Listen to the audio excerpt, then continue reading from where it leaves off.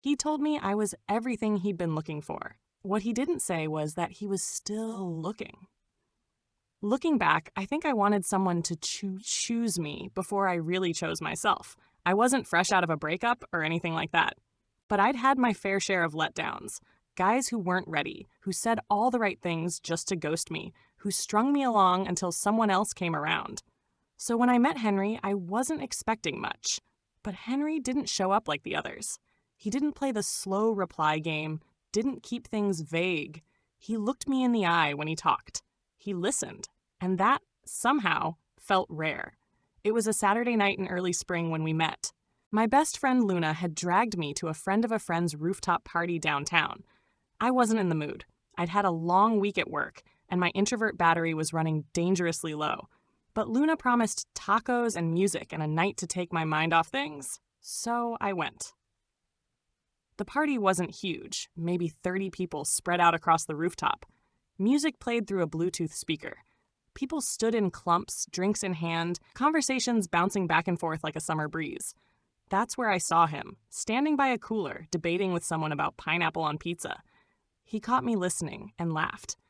Wait. Help us out! Pineapple on pizza? Sin or savior? Criminal, I said, deadpan. He gasped like I slapped him. You wound me. I smiled. Then bleed, pizza boy. We both laughed. That was the first moment. And just like that, the night shifted. We talked for almost an hour straight about everything from travel to bad tattoos to how we both thought small talk was a waste of breath. I hate that dating's turned into this weird performance, he said, leaning against the railing. Like, just be real, you know? I nodded. Exactly. I'm tired of pretending to be chill about things I actually care about. He tilted his head at me, like he was seeing something no one else noticed. You're different. I didn't know what to do with that. But it felt nice. We exchanged numbers before I left, and he texted me that same night. Glad I met you tonight. You made it more fun than I expected. The next morning, he followed up with a meme about pineapple on pizza and a reminder that I was wrong. It was cute, easy, natural. By the end of the week, we were texting constantly. Little check-ins, inside jokes, thoughts we hadn't shared with anyone else. Our first real date was the following Saturday. Thai food at a hole-in-the-wall spot he swore by. We sat in a booth tucked into a corner, splitting pad see ew and mango sticky rice while talking like we'd known each other longer than a week. I told him about how I used to paint but hadn't touched a brush in years. He didn't say, you should get back into it. He said, why did you stop? That's when I knew I liked him. Things moved steadily after that. Not fast, not slow, just steady. He started staying over a couple nights a week. We'd make dinner together, badly. One night he burned the rice and we ended up ordering pizza. No pineapple, out of respect for me, he joked. We'd lie on my couch, legs tangled, watching documentaries we never finished. Every little thing felt intimate, intentional. And he said things like, I don't usually connect this quickly. You feel like peace in a world full of noise. Please tell me you're not talking to anyone else. I wasn't. He knew that. And it felt like he wasn't either. We weren't official, but it felt close enough that I didn't question it. It had only been a month, but everything pointed in the right direction. Luna met him briefly when she stopped by one night, and afterwards she said, he seems good. A little polished. But sweet. Polished how? Like, he knows exactly what to say to make someone feel seen. At the time, I took that as a compliment. The first red flag didn't wave, it fluttered. He canceled on me for a Saturday plan we'd made weeks in advance, a downtown street market I was really looking forward to. Headache, he said. Didn't sleep well. I'm just gonna chill today. Fine. Stuff happens. I didn't press it. But later that night, scrolling Instagram, I saw someone's story. A group selfie at a rooftop bar. And in the background, Henry. Smiling, with a drink in his hand. I didn't say anything right away. I sat with it, gave him the benefit of the doubt. Maybe he'd felt better and went out for a bit. Maybe it was a work thing. Maybe it was nothing. So I asked him casually the next day how his night was. He replied, didn't do much, just laid low. That was the first lie. And I told myself it wasn't one. From there, things began to shift, barely noticeable if I hadn't been paying attention. But I was. He stopped texting me first. Started responding in short bursts, hours apart. Canceled again, Said work was busy, life was overwhelming, he needed space. But when we were together, he was still affectionate, still present. And that's what messed me up, because he gave just enough to keep me guessing, to keep me hoping. One night, lying in bed, I asked gently, "Is everything okay?" He kissed the top of my head. "Yeah, just tired. Work's been nonstop." I nodded, but something inside me felt off. I was starting to feel like someone trying to hold on to water. Then came the bar night with Luna. We were at a spot near campus, grabbing drinks, catching up. She was mid-sentence when her eyes froze over my shoulder. I turned, and there he was, Henry, at a booth, with a girl. Her hand was on his chest, his arm around her shoulders, the kind of closeness you can't explain away. My stomach dropped. We left before he saw us. I didn't say anything the whole ride home. Neither did Luna. The silence was louder than anything we could have said. When I got back to my apartment, I sat on the edge of my bed for what felt like an hour. Then I picked up my phone. "Hey, were you at the Garrison tonight?" "Nah." "Why?" I took a deep breath. "I saw you." There was a pause. Then, "Oh yeah, I swung by. Met up with a friend." I stared at the screen. "Me, a friend who had her hand on your chest?" Another pause. "We never said we were exclusive, Qley." And just like that, he pulled the ripcord. He tried to say he didn't mean to mislead me, that we'd never defined anything, that he thought we were just hanging out.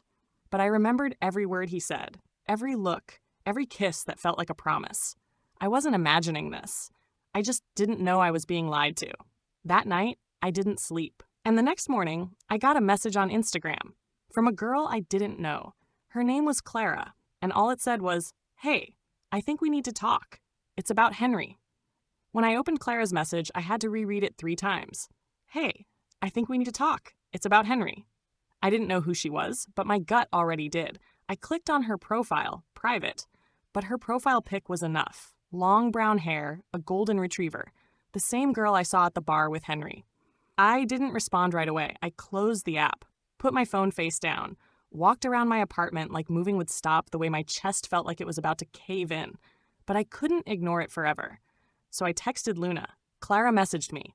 She called within seconds. I answered with a shaky, "Hey." She didn't even ask how I was, just said, "You okay to talk to her?" I nodded, even though she couldn't see me. "Yeah, I need to know." So I replied to Clara, "Yeah, we should talk." She sent me her number. I called. My hands were shaking the whole time. She answered on the second ring. Her voice was soft, almost unsure. "Qley?" "Yeah, it's me." "Okay.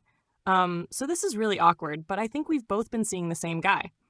My stomach turned. "Henry," I said. "Yeah, him." The next 45 minutes felt like peeling back layers of a life I thought I understood. She'd been dating Henry for 3 months. He met her friends, went to her sister's birthday dinner, told her he wasn't seeing anyone else.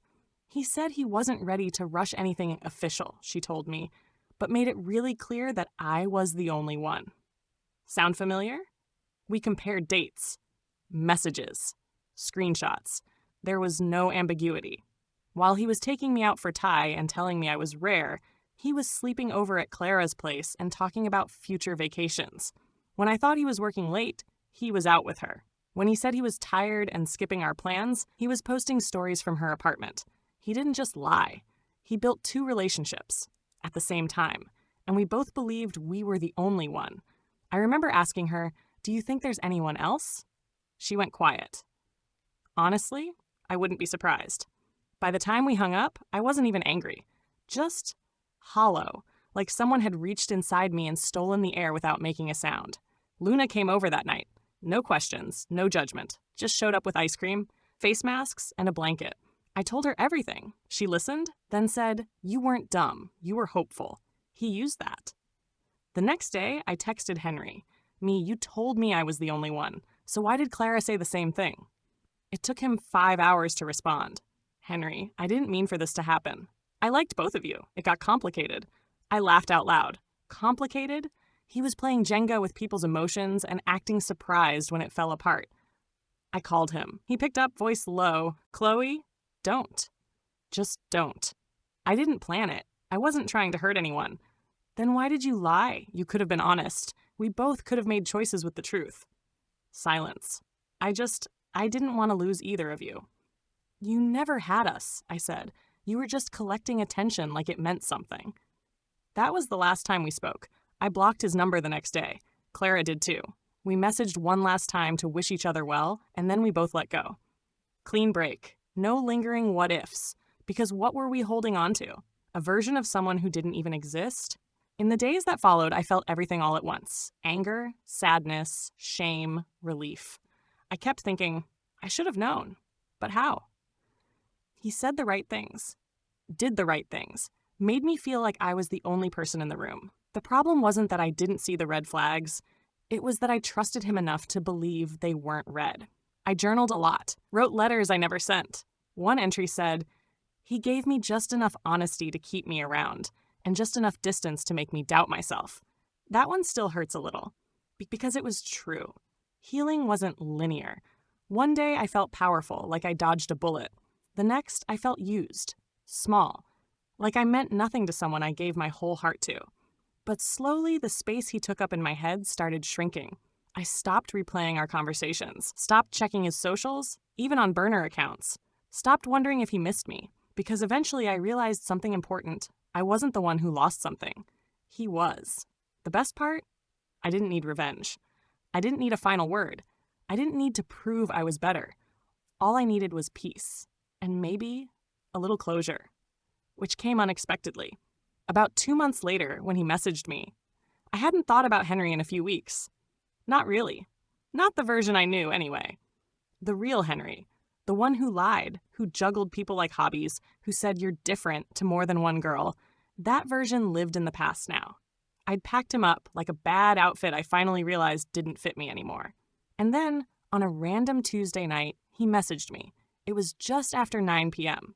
I was half asleep on the couch, in sweats, watching some crime doc with Luna. My phone buzzed. Unknown number. But I knew who it was before I opened the text.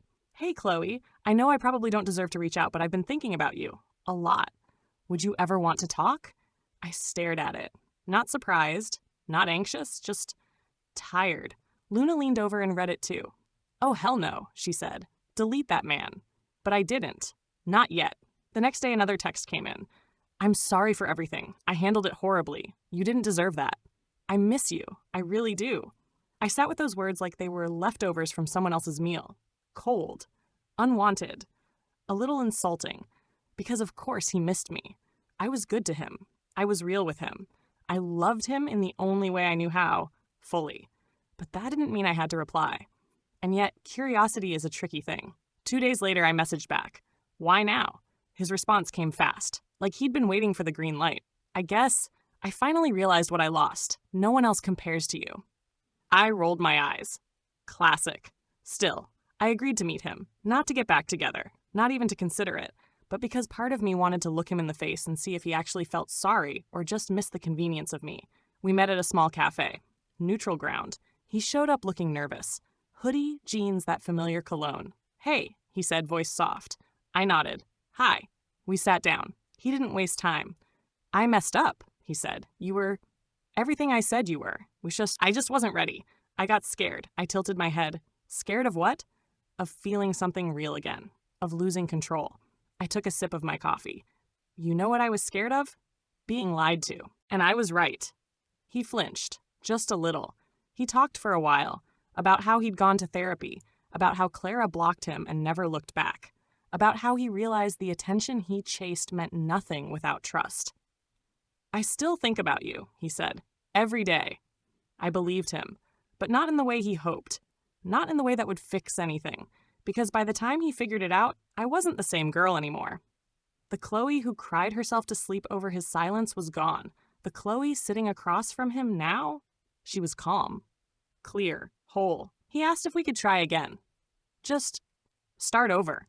I looked at him, really looked at him. He wasn't a monster. He was just selfish, unready. Someone who mistook consistency for boredom and chaos for chemistry. And me? I was no one's lesson anymore. So I said, no. I'm glad you're growing. I hope you keep going. But you had me. You just didn't value me until I stopped being yours. His eyes dropped. He nodded slowly. I get it. Good, I said. I hope you don't forget it. I left before he could say anything else. I didn't cry. I didn't look back. I didn't need to. The walk home felt light, like I'd finally let go of a weight I didn't know I was still carrying. Luna called as I was halfway home. "Well?" she asked. "He tried," I said. "But it was too late." She smiled through the phone. "Proud of you." And I was proud of me, too. Not because I said no, but because I finally saw the difference between being missed and being respected. You can miss someone who made you feel seen, but you shouldn't miss someone who made you feel small. Henry might have loved the idea of me, but I've learned to love the reality of who I am, on my own, without him, and I'd rather be alone in my truth than in love with someone's lie. After that final coffee with Henry, I expected to feel more dramatic, more rage, more heartbreak, but all I felt was peace. Not because he said the right things, he didn't. Not because he begged for me back, he barely tried, but because for the first time in a long time, I knew exactly what I deserved, and it wasn't someone like him. I spent the next few weeks rebuilding pieces of myself I didn't even know were cracked. It wasn't some boss girl makeover montage either. It was subtle, quiet, deleting his number, clearing my camera roll, walking past places we went without feeling like my chest was caving in. I picked up painting again. Remember that thing I told Henry on our first real date? About how I used to paint but hadn't touched a brush in years? Well, one afternoon I passed by a little art supply shop near my apartment and I walked in without thinking. I bought cheap brushes, a small canvas, and paint that didn't even match. It didn't matter. I just needed to start. That night, I stayed up until 2 a.m. painting absolute nonsense. But for once, I didn't care how it looked. I cared how it felt, and it felt like freedom. Luna came over one weekend with Thai takeout and said, "You're glowing." I laughed. "That's just sweat and leftover curry." "No," she said, "it's peace. You've got that post-waste-of-time clarity glow." She wasn't wrong. One night, about a month later, I got a DM from someone I hadn't talked to since college. His name was Micah. We used to be in the same psych class, always sitting near each other, but never quite in sync enough to be close.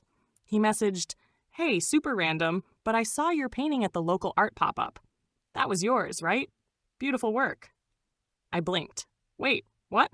Turns out Luna submitted one of my pieces to a local gallery event without telling me. Just quietly added my name to the list. Sneaky, supportive genius. Micah and I met for coffee the next weekend to catch up. No expectations, no hidden motives. He asked how I'd been. I told him, honestly. He didn't flinch when I mentioned Henry. Didn't treat me like I was damaged for being honest. We ended up talking for 2 hours about grief, growing up, and the weird ways love can teach you things you never wanted to learn. He walked me home. Didn't try anything. Just said, "Let's talk again soon." And that was the first time in months I felt excited about someone new. Not because I needed them, but because I wanted to share space with someone who showed up gently. That's what healing looks like sometimes. Not fireworks or big declarations. Just someone showing up without conditions. Henry faded away completely after that. No more messages. No more surprise appearances. I never heard from Clara again either, but I hope she's doing okay. I think about her sometimes when I pass by places that remind me of those weird, tangled few months. If I ever saw her again, I'd thank her. Not just for telling me the truth, but for handling it with kindness. As for me, I'm still figuring things out. Still learning to trust myself again. But I've started choosing differently now. Not just in who I date, but in how I feel about myself, how I talk to myself, how I let people in. Because the biggest lesson I learned, it's not about being chosen. It's about not waiting for someone to decide if you're worthy. You already are. Henry told me I was rare. But rare things don't beg to be kept. They just are. And the people who know their worth won't risk losing them. I was half-loved once. Now, I'd rather be alone and whole than ever be half of someone's maybe. Thank you for listening. If you enjoyed, please like, share, and subscribe for more content. If you want to share your stories, please comment below. Additionally, what is your opinion on the poster's decision?